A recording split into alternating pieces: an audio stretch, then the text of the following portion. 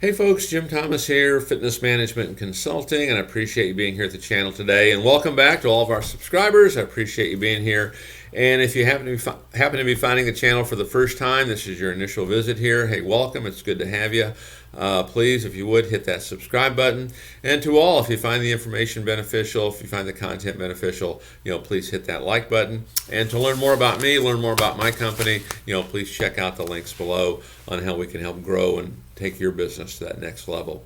Now, with that said, our topic for you here today, here's what you can do if sales are down. Here's what you can do if sales are down. Okay, whether you're a company, you're a manager, individual salesperson, I want to give you some strategies and some things that you can think about. Now, let me give you the first, I'll give you the kind of an umbrella answer here a little bit. The secret here is to take action. Okay, if sales are down, you can't just simply do nothing. You can't simply find yourself just simply waiting. And so if sales are down, do something, do anything, but do it now. Take action. And I'll give you one of the things that we look at sometimes, and this is when I go into clubs and they say, hey Jim, our sales are down, and can you look at what we're doing and what can we do? And we'll look at a lot of things. But one of the things that we'll do many times, or at least I'll suggest, is hey, let's rearrange the furniture. Okay, maybe the front lobby. And if there's some equipment we can move around, great too. But why do I do that? The reason we do it, I want to get people moving. I want activity. So if the phone's ringing, we're picking that phone up and we've been busy. Person walks in, they want to look around. We've been busy. Make sure we're taking action. We're staying busy. Because boy, nothing worse than sales are down. We're sitting there doing nothing, in a manner of speaking, kind of worrying business out the door. Now a customer comes in. It's going to be kind of difficult to take them up, to our level of passion, our level of belief. So think about that. One of the secrets here, take action. Okay. So here's what you can do if gym sales are down. I want to give you 7 thoughts on this. Number 1, set goals. Okay. One of the things that I have found to be true is if sales are down, here's a couple things you can count on. I'm going to kind of put them all in this category right here. Is either we've lost sight of our goals or our self-esteem is suffering. We don't feel good about ourselves. Okay? I mean, if selling truly is a transfer, and if we don't feel good about ourselves, that's not good, right? But we've also lost sight of our goals. And do you know what your goals are? What are your goals? Why are those goals important? Don't lose sight of them. Okay, and if you've not set them, make sure you set them. And then as a sidebar to this, make sure you write down your goals first thing every morning. Write down your goals last thing you do every day. And then any point during the day, if you experience disappointment, it's another great time to write them down again. Keep your goals at the forefront. It's one of the common things that I see that we forget. It's an easy thing to do, and it's one of the first things that goes.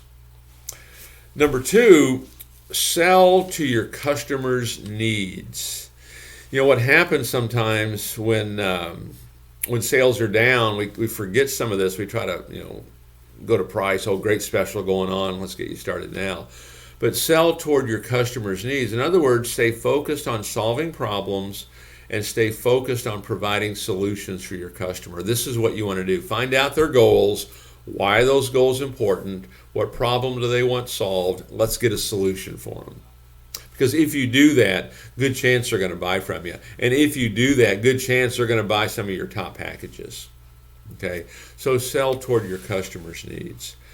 Number 3, memorize your script. Go back and look at this stuff. Look at your telephone inquiry script. Look at your follow-up script. What does your tour look like? What does your referral presentation look like? What does the second sale look like?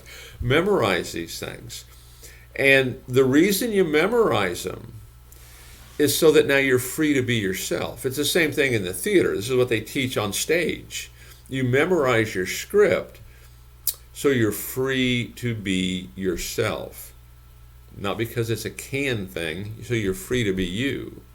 Okay, memorize it. If you haven't done it, go back and do it. And one of the other things I would comment on this script, I know I experienced this when I first started, is I memorized my script. I memorized the book. For those of you that watch some of those videos, you can go back and check them out. I memorized this book. It's about that thick. Okay, and had success, and I would go back and I'd reread that book, that 3-ring binder. I'd go back and reread it. And every time I did, I was always fascinated about, wow, look, I'm leaving this out. I'm skipping this. And so sometimes we can start to get off course a little bit. So memorize your script. Go back and review that stuff. Okay. Number 4, use technology and use automation tools to your advantage. Okay. You're in a slump, use technology and automation tools to your advantage. I mean, send out blast text messages. You can reach thousands of people. Blast emails. Referral campaigns. Anything that helps you scale this. Make sure you're using that either as a company or even as an individual salesperson. Make sure you're scaling it. I know we had a salesperson. This was back first part of the year. And we were talking about doing some of this, and he had gotten an email out that worked, that he sent out to his base, and I think he had 35 inquiries in that thing, like just almost out of the gate. Okay, he was like overloaded with leads, people interested, ready to do something. So use technology, use these tools to help automate, to help scale this. Don't use technology to take away the human element. You still want to talk to them. You still want to pick up the phone and talk to people. You still want to master that face-to-face meeting. Number 5, slow down. Let me tell you what I mean by this. Wouldn't it be great if you could just sit down and show people, here's what it costs, and let's go ahead and get you started? You really can't do that. You've got to build value. Take the time to build value. Take the time to build value. Take the time to find out what kind of goals your customer has. Take the time to find out why these goals are important. Give the tour. Make sure we're solving problems, providing solutions. Earn the right to ask them to become a member. Sometimes we don't slow down. Hey, we're closing out a great special. Hey, tomorrow's the last day. Let's go ahead and get you started. Okay, you have to build value first. Okay, so slow down. Number 6, evoke emotions. Evoke emotions.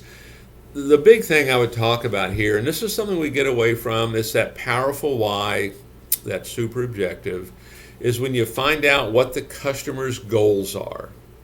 I want to lose 20 pounds. I want to get fit. I want to get back into shape.